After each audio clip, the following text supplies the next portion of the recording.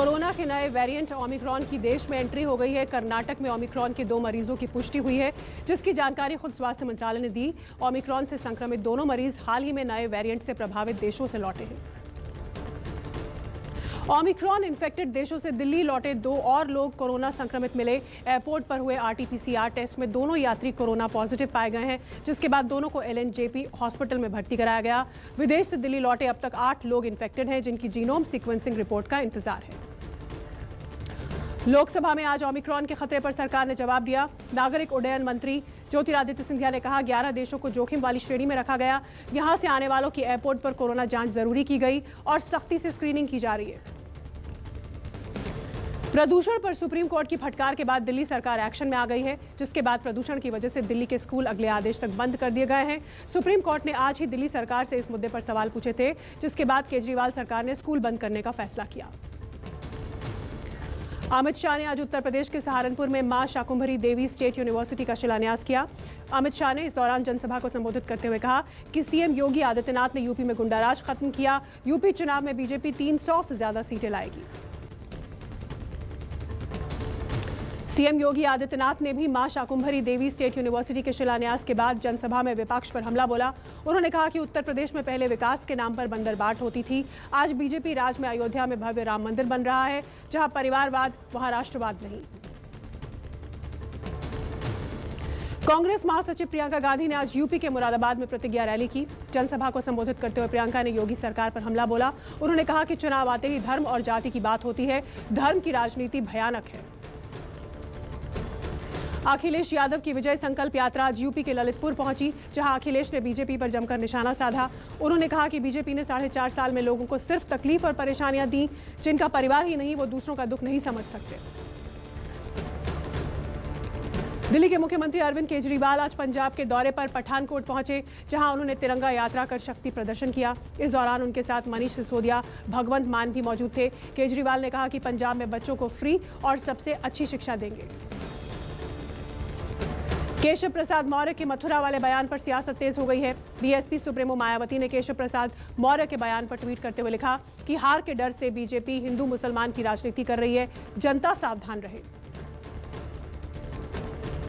केशव प्रसाद मौर्य के मथुरा वाले बयान को आप सांसद संजय सिंह ने चुनावी स्टंट बताया है। संजय सिंह ने कहा कि बीजेपी को 4.5 साल तक मथुरा और काशी की याद नहीं आई। आप चुनाव के वक्त इस तरह की बात कर रहे हैं।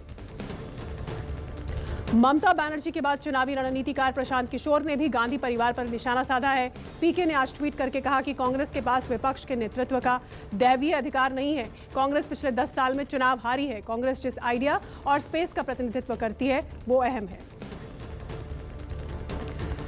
ममता बनर्जी के यूपीए वाले बयान पर सियासत गर्मा गई है। कांग्रेस नेता दिग्विजय सिंह ने पलटवार करते हुए कहा कि बीजेपी की तानाशाही के खिलाफ चल रही लड़ाई की अगुवाई कांग्रेस ही कर रही है।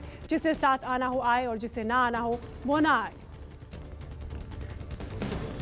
ममता बनर्जी के यूपीए खत्म वाले बयान पर कांग्रेस ने पलटवार किया है। कांग्रेस के नेता रणदीप सुरजेवाला ने कहा कि ममता बनर्जी सुविधा की राजनीति करती हैं, कभी एनडीए तो कभी यूपीए में रहती हैं। अवसरवादिता और सच की लड़ाई में अंतर होता है। ममता के यूपीए वाले बयान पर शिवसेना सांसद संजय राउत का भी बयान आया। राउत ने कहा कि इस देश में ना एनडीए एक्टिव है और ना यूपीए एक्टिव है। कांग्रेस को और मजबूत होने की जरूरत है। कांग्रेस के बिना विपक्षी दलों की कल्पना नहीं की जा सकती। पीएम मोदी ने आज चक्रवात जवाद पर अधिकारियों के साथ समीक्षा बैठक की, जिसमें पीएम ने प्रभावित राज्यों को अलर्ट रहने के निर्देश दिए।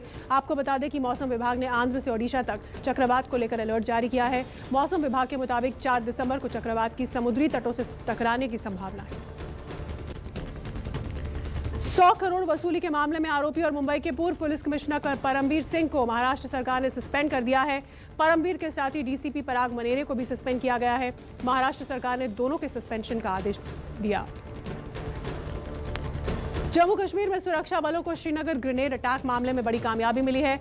पलहालन इलाके में सेना ने ग्रेनेड अटैक के मॉड्यूल का भंडाफोड़ किया। मामले में आतंकी संगठन टीआरएफ के 3 आतंकियों को गिरफ्तार किया गया है। आतंकियों से 2 ग्रेनेड बरामद किए गए।